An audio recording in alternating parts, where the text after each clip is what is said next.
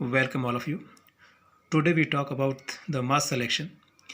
Before the discussion on mass selection, it is important to know that what is selection and what is its role in plant breeding.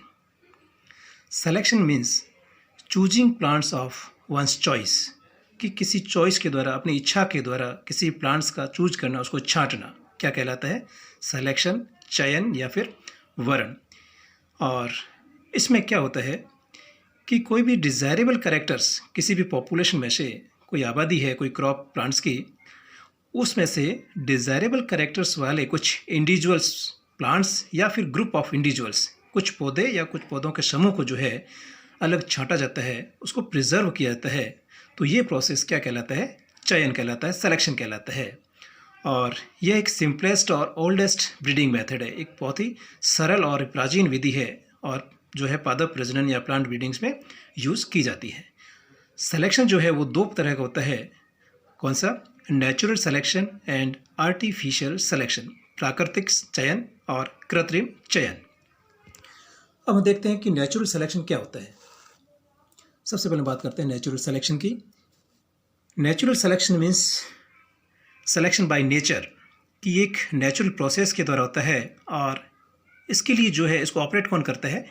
Natural factors या प्राकृतिक कारक जो हैं उसके लिए वो जिम्मेदार होते हैं, वो इसको तय करते हैं और इसमें कोई ह्यूमन इंटरफेरेंस नहीं रहता है। उसके द्वारा जो है नेचर के द्वारा ही ये सिलेक्शन किया जाता है। और हमने जो है डार्विन का सिद्धांत पढ़ा था, सर्वाइवल ऑफ द फिटेस्ट।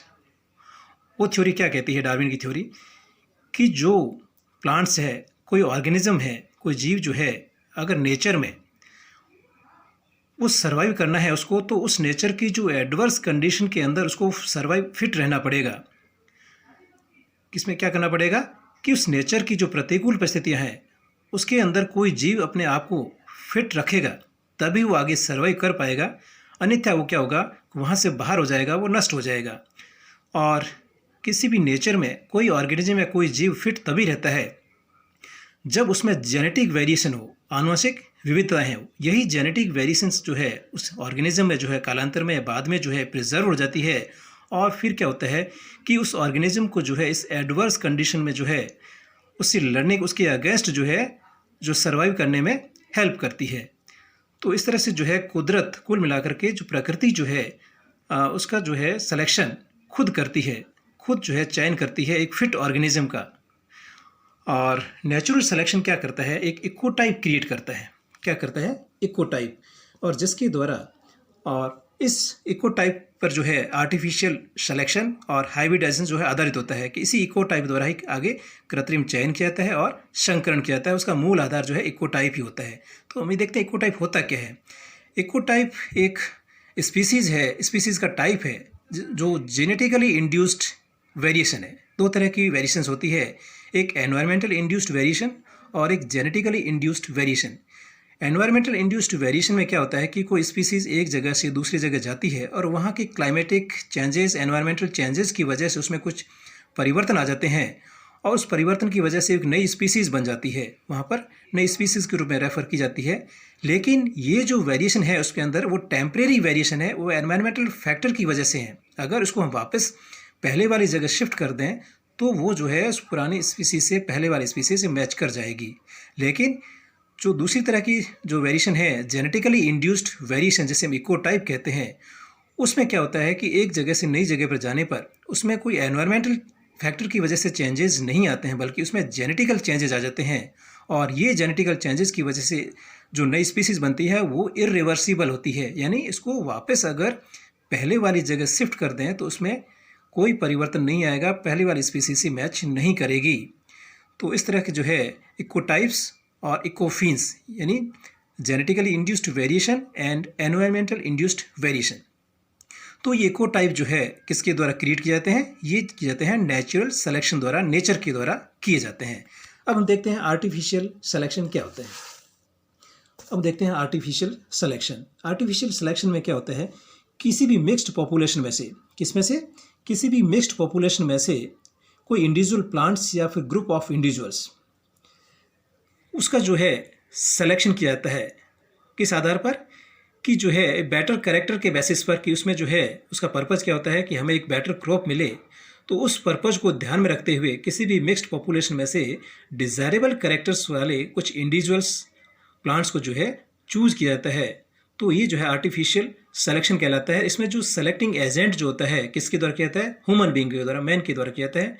और ये क्या करते हैं कि जो है सुपीरियर क्वालिटी वाली कोई स्पीसीज़ होती है, कोई स्पीसीज़ जिसके अंदर बहुत सारे एग्जिस्टिंग कैरेक्टर्स है या कुछ वेरिएशंस है, उस वेरिएशंस को जो है एक्सप्लॉइट किया जाता है, उसको सेलेक्ट किया जाता है। यानी बहुत सारी वेरिएशन है और उस वेरिएशन में से कुछ अच्छे कैरेक्टर्स वाली जो है प्लांट्स को जो इसमें पिक किया जाएगा और पिक करने के बाद में उसको नेक्स्ट जो है आगे प्रोपेगेट किया जाता है।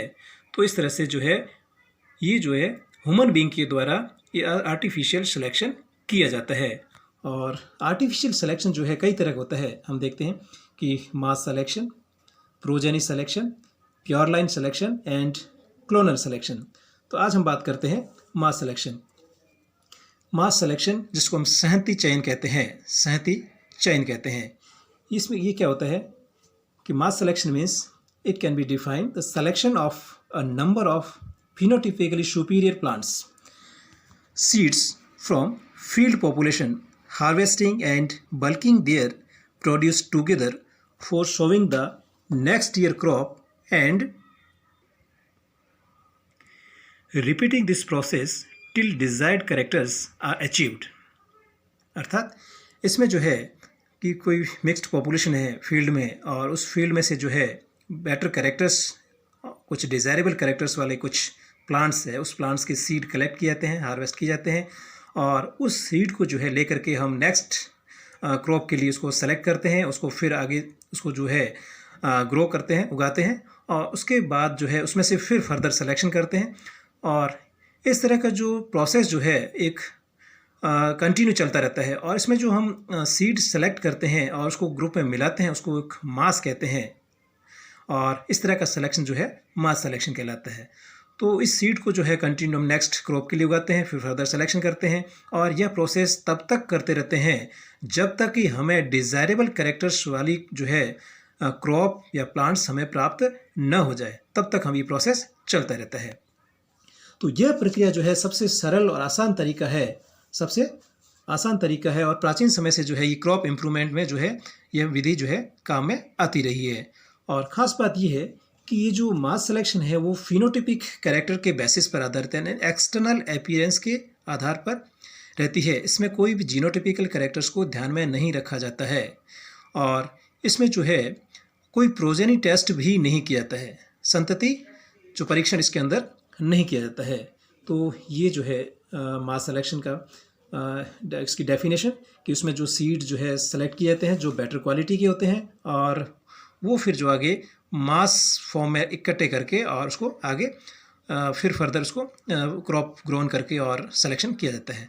अब इसका प्रोसीजर देखते हैं, प्रोसीजर इसका क्या है मास सिलेक्शन का। तो हम देखते हैं कि सबसे पहले फील्ड में से जो बेस्ट प्लांट जो हमें दिखता है फिनोटिपिक या एक्सटर्नल अपीयरेंस के बेस पर, और इसमें भी जो है अलग अलग कैरेक्टर्स हो सकते हैं। सीड की जो साइज़ हो सकती है, सीड का कलर हो सकता है, प्लांट की हाइट हो सकती है, बाली हो सकती है, कई तरह के जो इसके कैरेक्टर्स इसमें अलग अलग जो है चूज करते हैं और हर एक कैरेक्टर्स, हर एक जो है फिनोटाइपिक कैरेक्टर्स के लिए एक अलग अलग मास बनाते हैं, उसको फिर अलग अलग कंपार्टमेंट में ग्रो करते हैं। तो फील्ड से जो है हमने एक बेस्ट प्लांट चूज किए और उस बेस्ट प्लांट को चूज करने के बाद में जो है उसके सीड कलेक्ट करते हैं। क्या करते हैं? सीड कलेक्ट करते हैं और उसको फिर जो है मिक्स करते हैं, किसके बेसिस पर? फिनोटाइपिक कैरेक्टर के अकॉर्डिंग उसको मिक्स करते हैं और वो मिक्सिंग क्या कहलाती है? मास कहलाता है। और उसी मास के आधार पर जो है इसको सिलेक्शन को मास सिलेक्शन कहा गया है। और यहाँ पर कोई प्रोजेनी टेस्ट या संतति परीक्षण नहीं किया जाता है, इस बात को ध्यान रखना ज़रूरी है। और उसके बाद क्या करते हैं, जो बीज होते हैं जो हम प्राप्त करते हैं उस बीज को हम नेक्स्ट क्रॉप के लिए यूज़ करते हैं। किसके लिए? नेक्स्ट क्रॉप के लिए इसको यूज़ करते हैं और इसमें फिर हम दोबारा चयन करते हैं, सिलेक्शन करते हैं और ये प्रोसीजर तब तक चलता रहेगा continue till plants show uniformity in the desirable characters, कि जब तक वांछित लक्षणों वाले जो गुण हैं उनमें एक रूपता या समानता जब तक नहीं आ जाती है तब तक ये प्रक्रिया चलती रहेगी। और उसके बाद जो है हम इसको एक नई वैरायटी जो है उसके रूप में रिलीज़ करते हैं। तो ये एक कॉमन प्रोसीजर है। अब इसके स्टेप बाय स्टेप इस प्रोसीजर को देखते हैं कि कितने साल में ये प्रोसीजर कंप्लीट होता है। तो इसकी कुछ 4 स्टेप्स है, उसको देखते हैं। स्टेप फर्स्ट जो कि 1 साल की है, इसमें क्या करेंगे, seeds of desire plants with similar phenotype, एक ही जैसे फिनोटाइप के जो है सीड्स को हम सेलेक्ट करते हैं। इसकी तरह से कई सारे पैचेज बन जाएंगे। और फिर जो है सेकंड स्टेप जो 1 साल की है, उसमें क्या करेंगे कि जो सीड हमने सेलेक्ट की है पहले साल में, उसको जो है आइसोलेटेड कंपार्टमेंट में ग्रो करेंगे। किस में ग्रो करेंगे, कंपार्टमेंट में ग्रो करेंगे। और इसी की वजह से इसको जो है कंपार्टमेंटल सिलेक्शन भी कहा जाता है। मास सिलेक्शन को कंपार्टमेंटल सिलेक्शन भी कहा जाता है। इस बात को ध्यान रखना बहुत ज़रूरी है। तो ये सीड हमने जो है लिए पहले साल के, और जो उसको हमने जो है आइसोलेट किया और अलग अलग कंपार्टमेंट में ग्रो किया। और इसको ग्रो किसके साथ करते हैं, स्टैंडर्ड वेराइटीज़ जो है उसके साथ में ग्रो करते हैं, ताकि जो है कंपैरेटिव जो है कंपैरिजन किया जा सके, उसको चेक किया जा सके कि जो है उससे परफॉर्मेंस इसकी बेटर है या इसकी लो है। तो ये जो है कंपैरिजन के लिए उसको स्टैंडर्ड वेराइटीज़ के साथ में ग्रो किया जाता है। तो ये दूसरे साल का प्रोसीजर है। उसके बाद थर्ड स्टेप देखते हैं।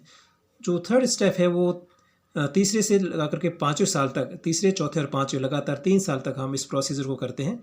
इसमें क्या होगा कि जो सेलेक्टेड सीड मास या मेन यील्ड जो है, ट्रायल्स जो है, उसको हम क्या करते हैं कि उसकी परफॉर्मेंस और एडेप्टेशन चेक करते हैं कि हमने जो लिए हैं सीड लिए हैं दूसरे साल में, उसको बाद उसके लिए उसको जो हम तीसरे साल के लिए, चौथे साल के लिए उसकी परफॉर्मेंस चेक करते हैं, उसकी एडेप्टेबिलिटी चेक करते हैं कि वो जो है उस एनवायरनमेंट में, नए एनवायरनमेंट में एडेप्टेबल है या नहीं है। उसकी एडेप्टेबिलिटी को चेक करते हैं और इसकी तुलना जो है हम जो है स्टैंडर्ड वैराइटीज़ से करते हैं, उसका कंपैरिजन करते हैं। तो ये प्रोसीजर हम जो है एडेप्टेबिलिटी और उसकी परफॉर्मेंस को हम जो है तीसरे से लगा करके 5वें साल तक उसको चेक करते हैं। उसके बाद हम देखते हैं कि लास्ट स्टेप जो है, फोर्थ स्टेप, जो 3 साल की होती है, 5th ईयर से 8th ईयर तक, 5वें से 8वें साल तक। इसमें हम क्या करेंगे कि जो सेलेक्टेड सीड ट्रायल्स है, सेलेक्टेड सीड ट्रायल, वो क्या करेंगे, अब उसमें हम जो है अलग अलग एक्सपेरिमेंटल स्टेशन पर भेजते हैं। एक्सपेरिमेंटल स्टेशन पर भेजेंगे और उसको लगातार 3 साल तक उसको चेक करेंगे। अगर उस अलग अलग एक्सपेरिमेंटल स्टेशन जो है, साइट जो है, उस रीजन पर, जो रीजनल सेंटर जो है, वहाँ पर हम उसको इस एडेप्टेबिलिटी चेक करेंगे कि इस नए एनवायरनमेंट में जो अपने आप को स्ट्रेन एडेप्ट कर पाता है, नहीं कर पाता है, अलग अलग जो है एनवायरमेंटल फैक्टर, एनवायरमेंटल कंडीशन के अकॉर्डिंग। तो अगर वहाँ पर वो फिट बैठता है, सर्वाइव कर जाता है, तो फिर क्या करेंगे कि उसको जो है लास्ट ईयर 8th ईयर में, 8वें साल जो है, उस वेराइटीज़ को जो है मल्टीप्लाई किया जाता है, उसका नाम दिया जाता है, उसको फिर डिस्ट्रीब्यूट किया जाता है, और फिर जो है उसको एक कमर्शियल स्केल पर उस स्पीसीज़ को, उस वेराइटीज़ को रिलीज़ किया जाता है। तो इस तरह से जो है कुल जो है 4 स्टेप्स, जो कि 8 साल में ये प्रक्रिया पूरी होती है। एक नई वेराइटीज़ के रूप में किसी भी क्रॉप को जो है रिलीज़ किया जाता है। उसके बाद हम देखते हैं मास सिलेक्शन के 2 मेथड हैं, और वो कौन से हैं, हैलेट मेथड्स एंड रिपमाउ मेथड्स। दोनों मेथड्स क्या कहते हैं, हैलेट मेथड्स जो है एक लैमार्किज्म पर बेस्ड है, और ये मेथड कहता है कि जो है कोई क्रॉप जो है, किसी भी मिक्स्ड पॉपुलेशन की जो कोई क्रॉप है, उस क्रॉप को जो है एक आइडियल एनवायरमेंटल कंडीशन में रखा जाता है। आइडियल एनवायरमेंटल कंडीशन क्या होती है कि उसको जो है प्रॉपर इरिगेशन दिया जाता है, प्रॉपर फर्टिलाइजर दिया जाता है, और उस प्रॉपर एनवायरमेंटल कंडीशन में रखने के बाद में फिर जो है इस मास में से, इस स्पीसीज़ में से, इस क्रॉप प्लांट में से जो मास सिलेक्शन का प्रोसेस जो है कंप्लीट किया जाता है। एक तो ये हॉलेट मेथड कहता है। हॉलेट मेथड कहता है कि भाई इसको बेटर एनवायरमेंटल क्वालिटीज़ या कंडीशन प्रोवाइड कराओ। और इसके अगेंस्ट जो है रिपमाउ कहता है, रिपमाउ मेथड्स ये कहता है कि जो है किसी भी मिक्स्ड पॉपुलेशन में से मास सिलेक्शन करने से पहले उस क्रॉप को एडवर्स कंडीशन के अंदर रखा जाए। किस में रखा जाए, एडवर्स कंडीशन में, कि उसको जो है फर्टिलाइज़र लो अमाउंट में दिया जाए, वाटर जो है उसको वाटर स्ट्रेस कंडीशन रखी जाए। तो इस स्ट्रेस कंडीशन के अंदर जो प्लांट्स किस तरह से ग्रो करता है, और उसके बाद इसमें से जो है मास सिलेक्शन किया जाए। तो हॉलेट मेथड कहता है कि उसको जो है एक आइडियल एनवायरमेंटल कंडीशन दी जाए, फिर मास सिलेक्शन किया जाए। और रिपमाउ मेथड्स कहता है कि पहले उसको एडवर्स कंडीशन में रखा जाए, फिर जो है मास सिलेक्शन किया जाए। तो ये जो है मास सिलेक्शन के कुछ मेथड्स हैं। और उसके बाद हम जो है इसकी मेरिट्स और डीमेरिट्स, गुण और दोष के बारे में बात करते हैं। सबसे पहले इसकी मेरिट देखते हैं। और ये एक सबसे सिंपल और ईजीएस्ट और क्विकेस्ट मेथड है क्रॉप इम्प्रूवमेंट का। और जो मास सिलेक्शन है वो साइंस से ज़्यादा एक आर्ट है, कला है, कि इसके अंदर कोई भी साइंटिफिक नॉलेज होना कोई ज़रूरी नहीं है। एक आर्ट जो है ज़्यादा होती है बजाय कि साइंस के। और दूसरी खास बात इसके अंदर है कि कोई कंट्रोल पॉलिनेशन मैनर्स में फॉलो नहीं किया जाता है कि भाई ये पॉलिनेशन प्रोसेस है, इसके अंदर सुपीरियर पॉलिनेशन होना चाहिए या इन्फीरियर पॉलन ग्रैंड इसमें जो है उससे इसका जो है फर्टिलाइजेशन होना चाहिए। तो इस तरह से कोई कंट्रोल वे में पॉलिनेशन जो है नहीं किया जाता है। तो एक आसान तरीका हो जाता है, ज़्यादा टाइम नहीं लगता है। और it is the only methods for improving the local और वाइल्ड वेराइटीज़, जो है लोकल लेवल पर और जो वाइल्ड वेराइटीज़ होते हैं उसको इम्प्रूव करने का एकमात्र यही तरीका है और सबसे आसान, सबसे सिंपल तरीका है मास सिलेक्शन है। इसके बाद हम इसके कुछ डीमेरिट्स देखते हैं। इसके दोष क्या क्या हैं। दोष ये है, पहला दोष ये है कि केवल फिनोटिपिक कैरेक्टर के आधार के पर आधारित है। इसमें कोई जीनोटिपिक जो है क्वालिटी नहीं देखी जाती है। और उसकी वजह से क्या होता है कि जीनोटाइप में कोई हार्मफुल कैरेक्टर उसके अंदर प्रेजेंट है या नहीं है तो इसको इग्नोर किया जाता है इसके अंदर। दूसरा क्या होता है कि नो कंट्रोल और पॉलिनेशन विच कॉज हेट्रोजाइगोसिटी, कि इस पर पॉलिनेशन का कोई कंट्रोल नहीं होता है और उसकी वजह से क्या होता है हेट्रोजाइगोसिटी क्रिएट हो जाती है। और हेट्रोजाइगोसिटी क्रिएट होने की वजह से क्या होता है कि कई बार होता है कि जो डिज़ायरेबल क्वालिटी होती है वो धीरे धीरे ख़राब भी हो सकती है, डिसमिस भी हो सकती है। ये इसका जो है सेकंड ड्रॉबैक है। इसके अलावा क्या होता है कि इसमें जो है यील्ड इंक्रीज़ नहीं होती, फसल की जो उत्पादकता नहीं बढ़ती है। उसका कारण क्या है कि ये केवल मैटेरियल कैरेक्टर्स पर बेस्ड है। दूसरा क्या होता है कि इसमें कोई एनवायरमेंटल इफेक्ट जो है उसको सेपरेट आउट नहीं किया जाता है, अलग नहीं किया जा रहा है। एनवायरमेंटल कंडीशन जो है हर तरह की इसके अंदर हो सकती है, कोई एक आइडियल एनवायरमेंटल कंडीशन इसको नहीं दी जाती है। और तीसरा क्या है कि पॉलिनेशन में भी बोथ बाय सुपीरियर और इन्फीरियर पॉलन्स। इसके अंदर अपन जानते हैं कि मास सिलेक्शन का पर्पज़ ये होता है कि बेटर क्वालिटी हो, लेकिन यह कोई ज़रूरी नहीं हो क्योंकि इसके अंदर इन्फीरियर पॉलन भी इसके अंदर आ सकते हैं जो कि हेट्रोजाइगोसिटी के द्वारा उस वैराइटीज़ को डिसमिस कर सकते हैं, क्वालिटी को डिसमिस कर सकते हैं।